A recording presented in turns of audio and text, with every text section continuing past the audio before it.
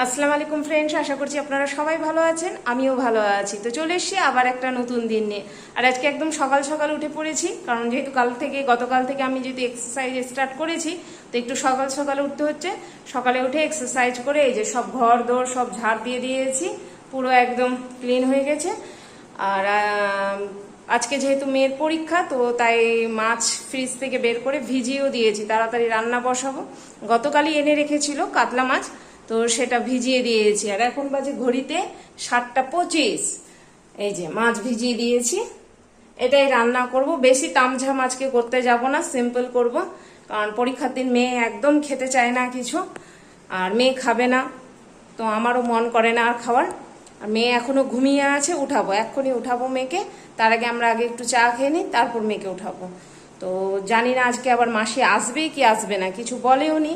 তো যদি না আসে তাহলে আরো এক্সট্রা কাজগুলো রয়েছে, সেগুলোও করতে হবে। তো চলুন বন্ধুরা, আমি কি বলে ফটাফট কাজগুলো করে নি, ঠিক আছে কি না? চলুন। রান্না বসিয়ে দিয়েছি আমি। এখানে হচ্ছে আলু পটল ভাজা একসাথে, আর এটাতে বসিয়েছি ভাত। ভাত হয়েই আসলো। এখানে রয়েছে পাকা আম, এটা পাকা আমের চাটনি হবে। আর এটা হচ্ছে কাতলা মাছটা যে ধুয়ে রেখেছি, লবণ হলুদ দিয়ে দিয়েছি, ভাজবো, ভেজে রান্না করব। আর এখানে রয়েছে আলু পটল, এটা দিয়ে মাছের তরকারিটা করব। তো মাসি তো এখনো আসেনি, আমি তাড়াতাড়ি করে এগুলো সেরে নিই কাজগুলো, তারপর মেয়ের কাছে একটু বসতে হবে। বসেছিলাম যদিও, তো মেয়ে বললো যে যাও মা তুমি রান্না করো, তারপর বসছো। তো যাই, আমি তাড়াতাড়ি করে রান্নাটা সেরে ফেলি। এই যে আমি খাওয়ার নিয়ে হাজির হয়ে গেছি। আজকের এই যে রয়েছে ভাত, আলু পটল দিয়ে মাছের তরকারি, পাকা আমের চাটনি আর আলু পটল ভাজা। ওটা নিয়েছি, মেয়েকে খাইয়ে দিব। এতটা পারবে না আজকে খেতে জানি, কর্তামশাই বসে আছে। আর এই যে বেজে গেছে 1:45, 2টোর সময় আমরা বের হব। আর ওদিকে ওই যে মেয়েও ঘরে রয়েছে, চলে এসো বেটা খেয়ে না। তো যাই বন্ধুরা, তাড়াতাড়ি করে মেয়েকে খাইয়ে দিই। এই যে আমি রেডি হয়ে গেছি, যাচ্ছি মেয়েকে রাখতে। ওই যে মেয়ে কর্তামশাই সবাই রেডি। তো যাই মেয়েকে রেখে আসি, কারণ মেয়েকে আমি যাই রাখতে, ওর আব্বু যায় কিন্তু মেয়ে আমাকে না নিয়ে যায় না, বলে যে মা তুমি চলো, তুমি থাকবে। তো একটু রেখে তারপর মেয়েকে চলে আসবো। আবার গরম করছে ওখানে, মানে বসার ব্যাপার নেই, স্কুলে তো বসতে দেয় না, আর বসেই বা কি করবো ততক্ষণ। তো চলুন বন্ধুরা, মেয়েকে রেখে আসি।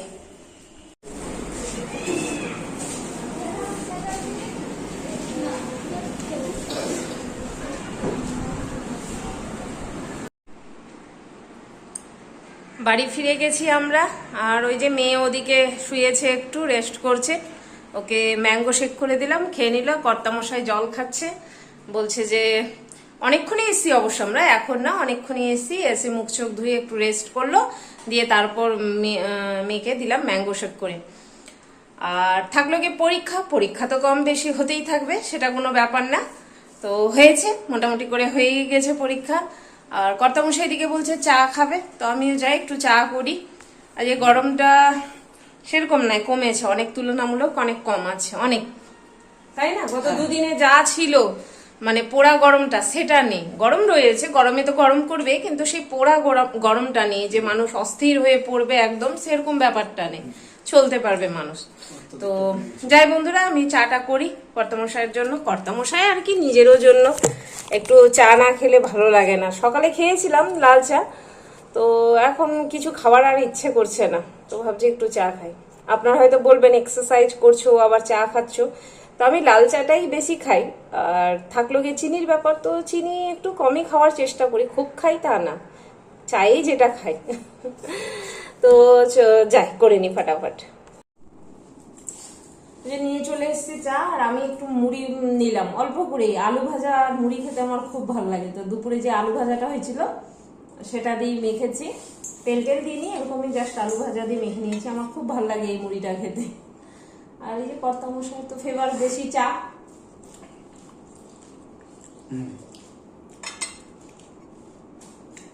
এক কাপ দুধ চা না হলে হয়?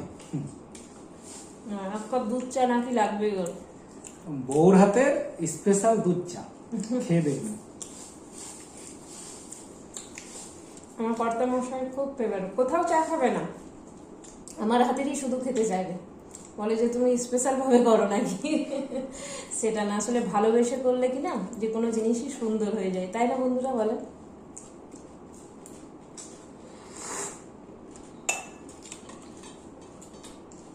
তো যাও খেয়ে নি, তারপর আপনাদের সাথে কথা বলছি।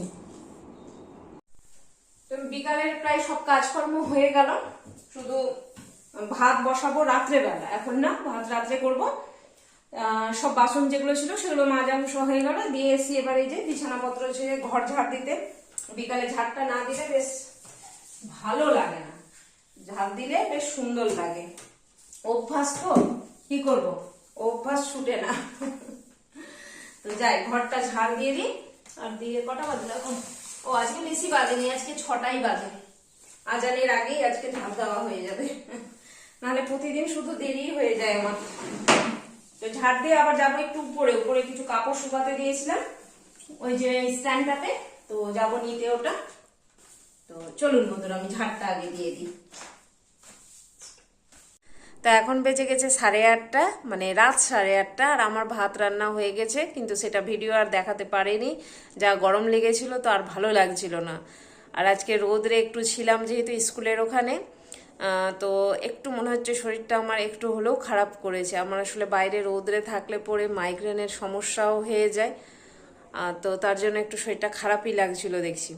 তো যাই হোক, এখন সবাই নামাজ পড়া আমাদের হয়ে গেছে, আমার আর কর্তামশাই, মেয়ের হয়নি, মেয়ে পড়বে, তারপর মেয়েকে খাওয়াবো।